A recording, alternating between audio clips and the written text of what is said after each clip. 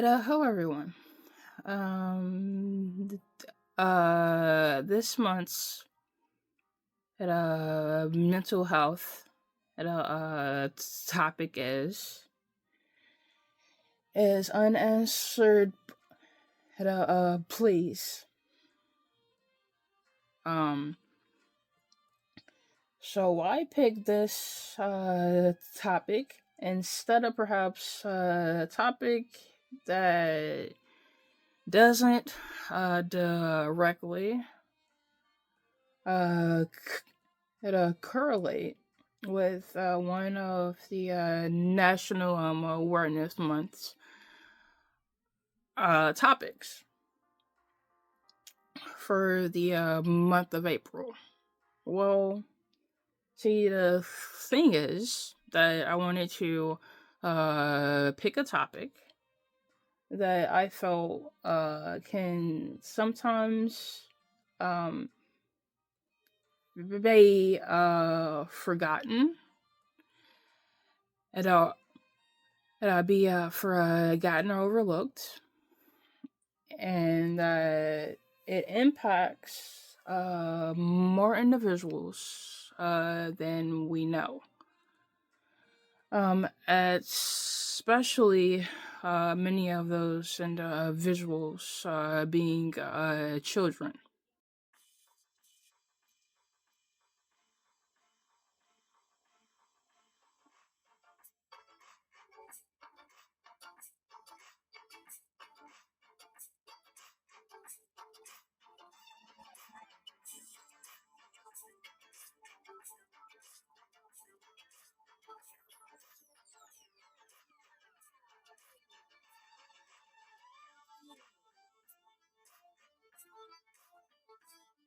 So I'm gonna go into a little bit about uh, two definitions for the topic.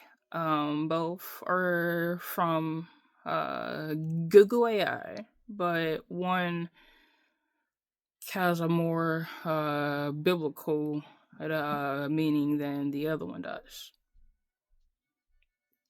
So for this first definition, uh, for unanswered pleas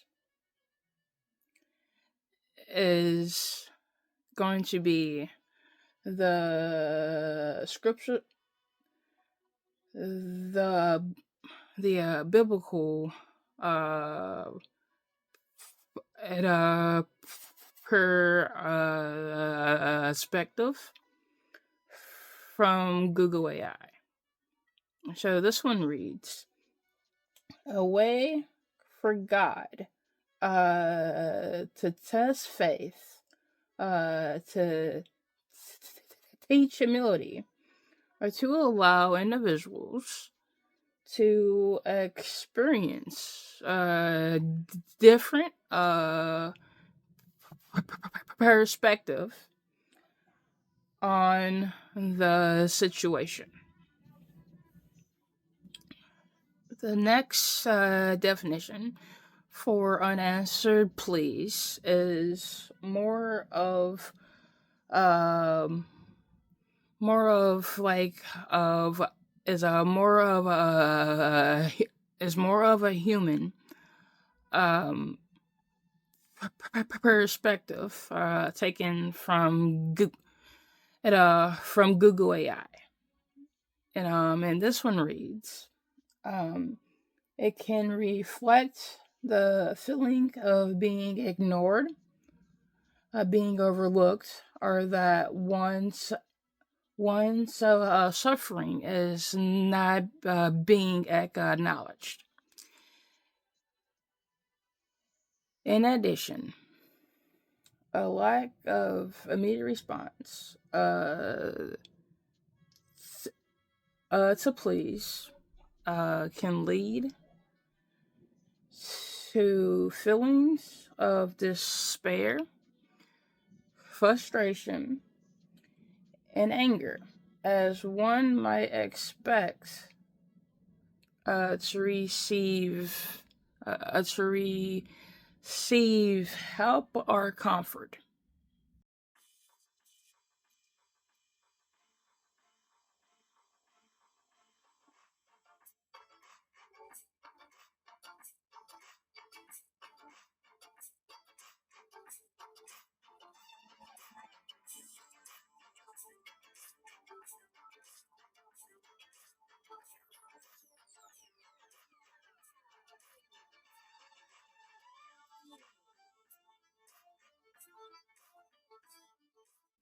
So now, diving into this, the topic a little bit deeper. I want to break this up into two different parts. This first part is going to look at what can someone do if they're pleas for help if they go unanswered. Um, so if you are then a visual, who is like asking for help and it's just not coming. There are several things that are possible for you to do to have advocate. One is to find someone who will listen to you.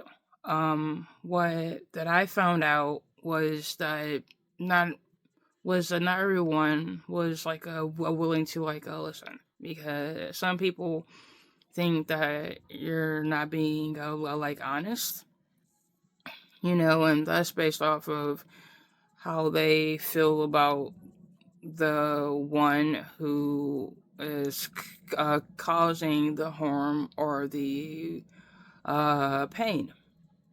Um, don't blame yourself for the actions of another person.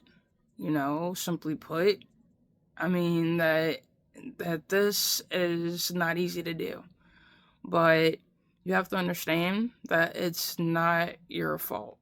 That you didn't do anything wrong. Like, you didn't do anything that was the cause of what is happening.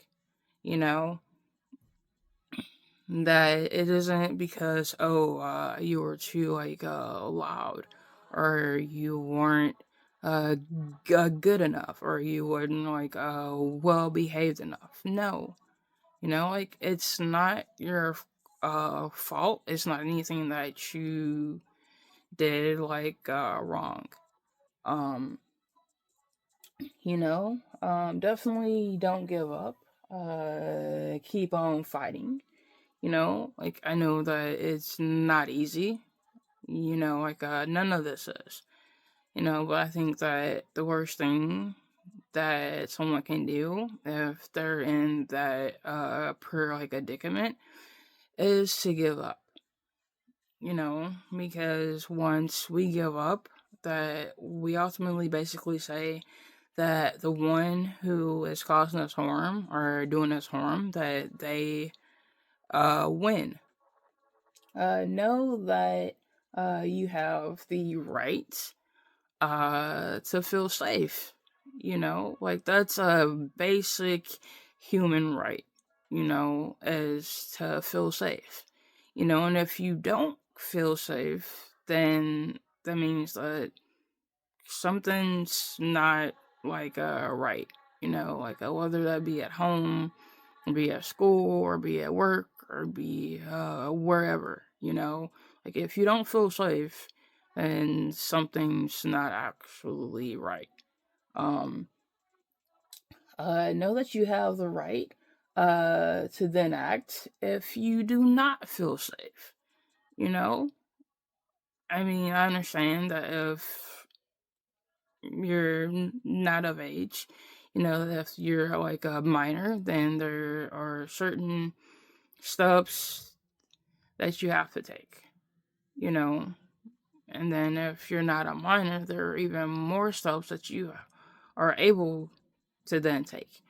Um, so like I understand um, that it's like easier said than done, but I think that but I think that at the end of the day, like the biggest like advocate for like any of us is gonna be our own self.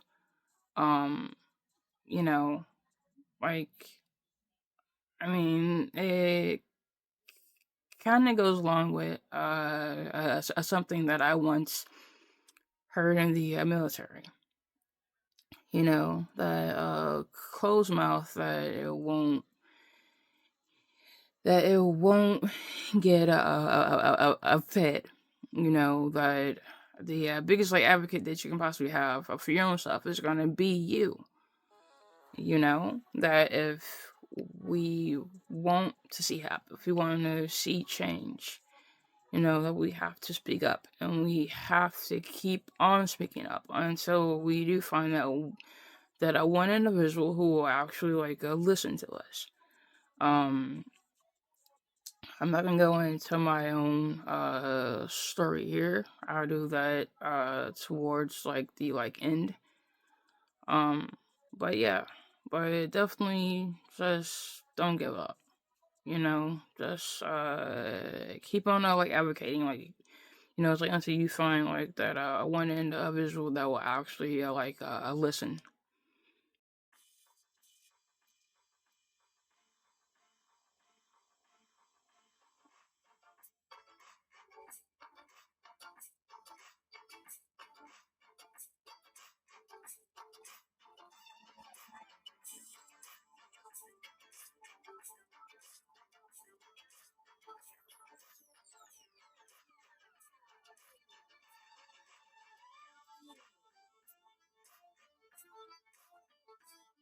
Now for the second half of this, you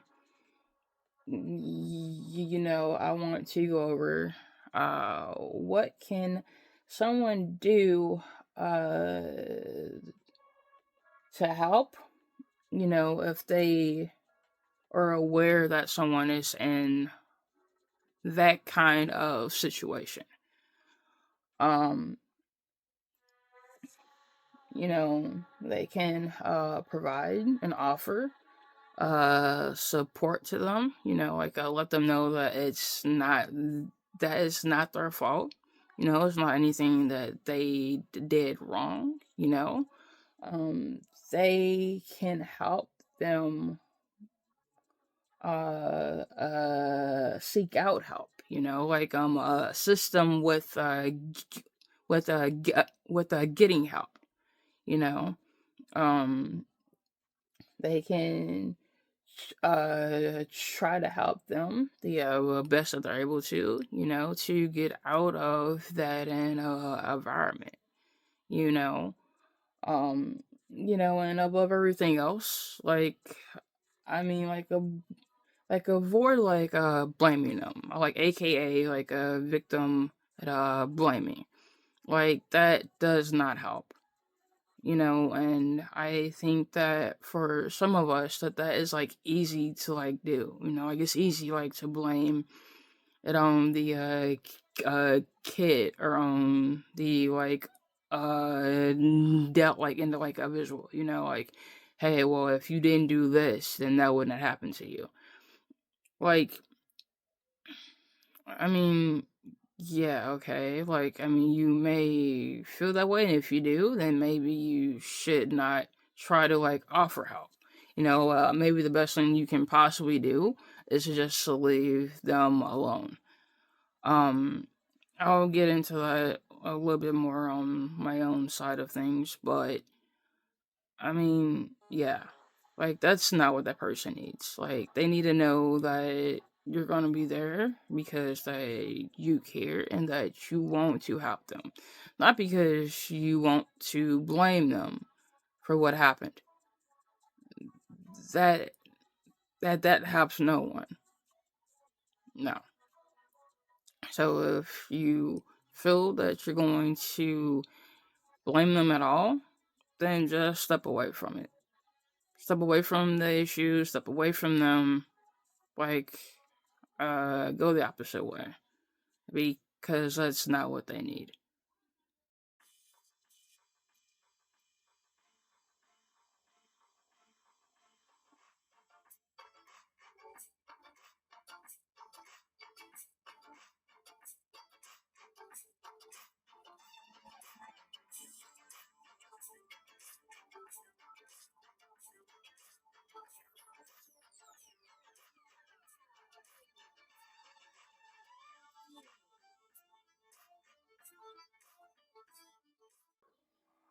Um, yeah. And now, as we all know, comes the part where I talk about my own stuff, right? Um, so, so how does unheard pleas for help apply to my life? Yeah. Um, it applies to my life in more ways than one. You know, like there's like a couple like instances. One being when I was sexually abused. You know, and that all that I honestly like I wanted was for, you know, the one individual that I looked to for help at the time. The very next day, like after incident happened, I wanted them to like read like a note, just a simple note that basically said what happened, because I didn't feel comfortable with saying it like out, like aloud. Like I didn't. Like I was a kid and I was scared. And for me, like writing a note was the best way that I could try to like advocate for myself, like at that time. Because you have to understand, like I'm like a little kid. Like I'm no more than like 6 or 7 years old. You know, so like for me, like that whole thing, like I mean, it's like you look to adults for help. You know, you're not expecting someone who's supposed to protect you to be one of the ones who actually hurt you or cause you harm.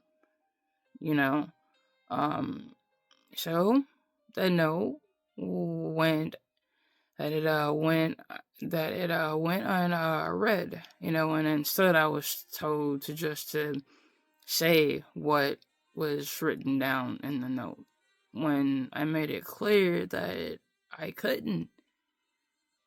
you know I didn't feel okay with actually saying it like out loud, like I didn't. And I made that, like known, like as best as I could. But still I was told, just to say what's inside the note. So like basically, like if you can't say what's inside the note, then it's not that important. Um, you can't imagine how that made me feel, like at that age. Like I'm already a vulnerable, and then to hear that is just kind of just like, wow, I guess I'm on my own, right? Um, she go from that to some other stuff like happening, like at school and at home, and excuses being made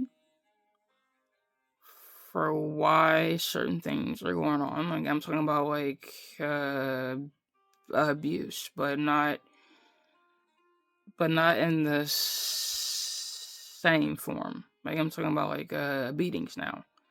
Um, and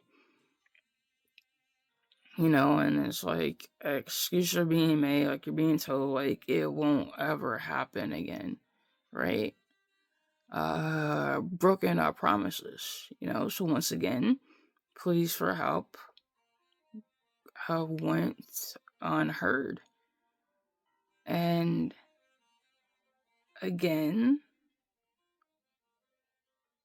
I'm left to feel like that I'm alone in this. Like there's no one I can turn to for help or to count on to help me feel okay. You know? Um so like a few things happened. Like at one point, like I think that I got told that some of the stuff that happened between me and this one individual, that it was my fault because I made them mad. Well, that didn't really help. But this is once I was like older, like a little bit like older. And after things I already had hit like a breaking point for me. Um, but before I reached that breaking point, it's like I remember that one time that I got sick and I had to go to the ER. And they always ask you this question. Now I don't know why they would ask a child this question with an adult in the room with them, because there's a small chance that you're not going to get the accurate response. You're going to get like the made up response, like what the kid thinks that you want to hear them say. So I got asked if I felt safe, like at home. Now I'm looking to my mom. I'm looking at her, and then back at the lady again. And I'm thinking in my mind, if I'm honest and I say I don't feel safe, then what's going to happen to me? What's going to happen to my mom? So I can't say what is actually going on. Like I can't be like honest. So I did what any other kid in my spot would do, that I lied. And I said that I felt safe, knowing good and well that I really didn't feel safe. Um, and and once I reached my breaking point, and like to this day, like I don't think that anybody actually like recognized, that I could be going through like a really bad like a like a mental struggle. I could be depressed or anything at all, because I don't think that back then that a lot of adults and doctors and therapists actually thought a whole lot about the fact that a child can be depressed too. They can go through things too. That they can be dealing with a lot on a mental level, but not show the same signs that an adult might show. And so because I reached that breaking point, because I felt like I had that I had no one to turn to, because I felt like I was in it alone, because I felt like, hey, it's like I went to the ones who I thought I could go to for like help, for like answers, for someone to make things better, for someone to fix things, and I'm still in the same boat that I was in at first, right? Um, so the worst possible thing happened. I tried to take my own life.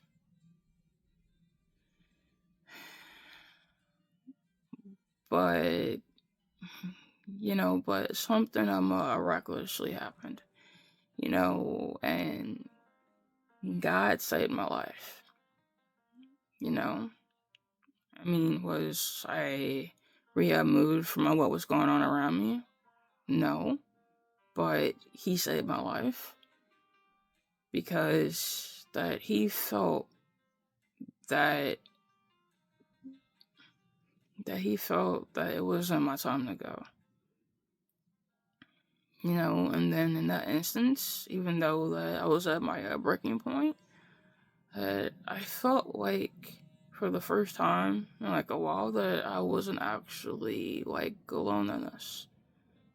Sure that caused like mental split or like some type of like a personality split. Yeah, where you got the one that knows what's going on and how the individual actually is, and the one that who thinks the world of this like person. They can do no doggone wrong, right? Yeah, sure that happened, but at the exact same time, I didn't feel like I was alone anymore. It's like I felt like whatever I was going through, that God was aware of it, and that God would help me to get through all of it, for like the first time, like despite everything going on, like around me, that I felt like I wasn't as alone as I once thought, you know. So, in closing, that I want to say this.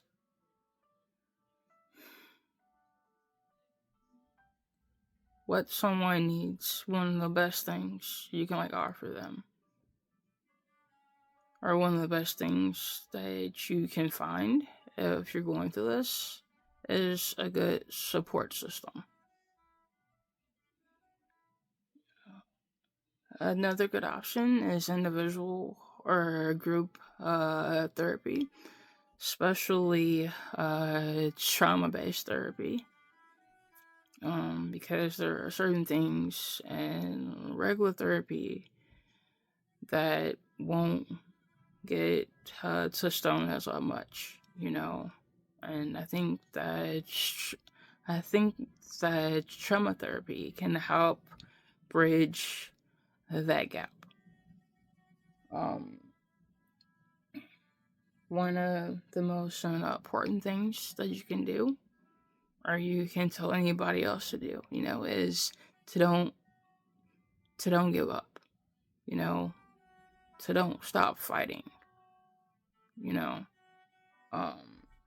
then to also to don't forget that the things that have happened to you along your journey in life, that they don't have to define you. They don't have to have ultimate control over you. They don't have to control the way that you live your life. That they don't. We have a choice, we can choose to let them have power like over us, and so can show the way that we live our lives, or we can choose to we can choose to take that power back. And then also, at the end of this video, I'm going to include some like helpful resources, as well as a couple videos like at the end that may be helpful. If you or anyone could be in this boat, could be going through like anything like this. One of the more important things that we can do, is just to like listen, you know? It's like, listen, uh, just like, cheer somebody out, just to listen to what they're going through, to let them know that they're not in this, like, alone. They don't have to fight through this alone. Like, I think that's one of the more important things that we can do. Um, and as always, until next time, hope everyone has a safe and a wonderful week.